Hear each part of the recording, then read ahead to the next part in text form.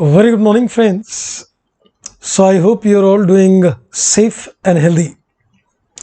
Well, in continuation of the ECL model, what we've been discussing with reference to Index 109, in the last video, I had a discussion with you on certain FAQs relating to the journal approach.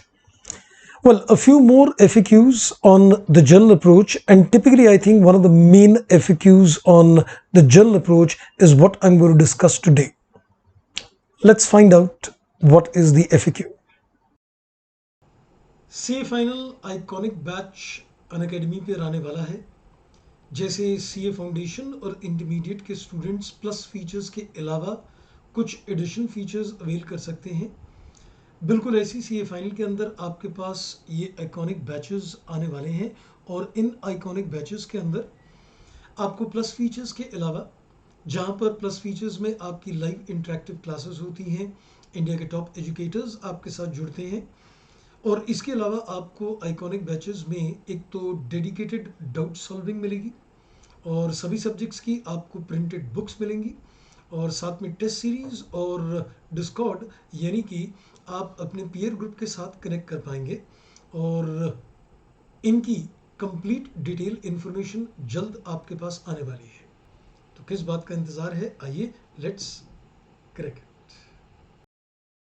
Well, the main question, what comes to the mind with reference to a journal approach is concerned, what do you mean by a lifetime ECL and what do you mean by a 12 months ECL for financial assets?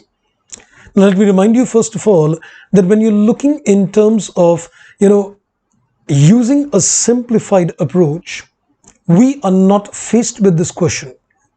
Though we are faced with this question, but we don't need to select one of the two ECL models, because when you apply a journal approach you need to decide, is it a 12 months or is it a lifetime?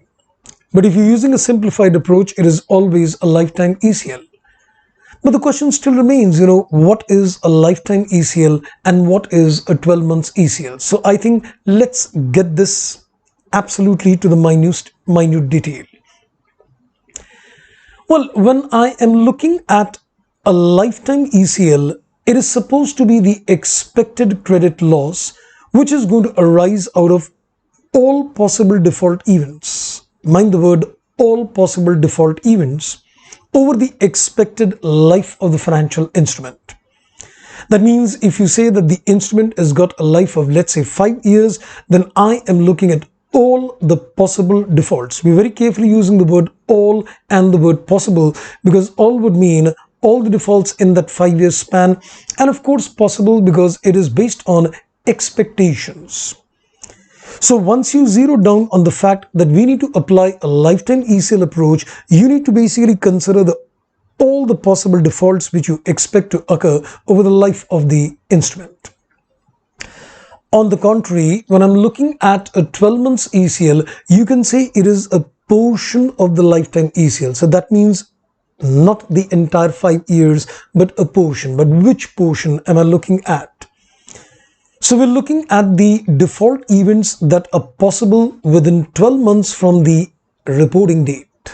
That means you're going to count that from the balance sheet date, the reporting date, look at the next 12 months, what you expect to default. So let's say if you're sitting at the end of the second year of the instrument, and that is my balance sheet date also, then I am looking at the defaults which I'm expecting to take place in the next 12 months, that is within the 3 years. So you can say it becomes a portion of that lifetime ECL. And of course, the selection of the 12 months and the lifetime ECL, of course, depends upon a credit risk assessment. We're going to talk of that in the next video, where we're going to see, that how do you make an assessment of the credit risk. So this was a main video, giving you a very clear-cut distinction in terms of the period over which the expected default is to be seen when you're looking at a 12 months or you're looking at a lifetime ECL using a journal approach. Thank you, take care, and bye-bye.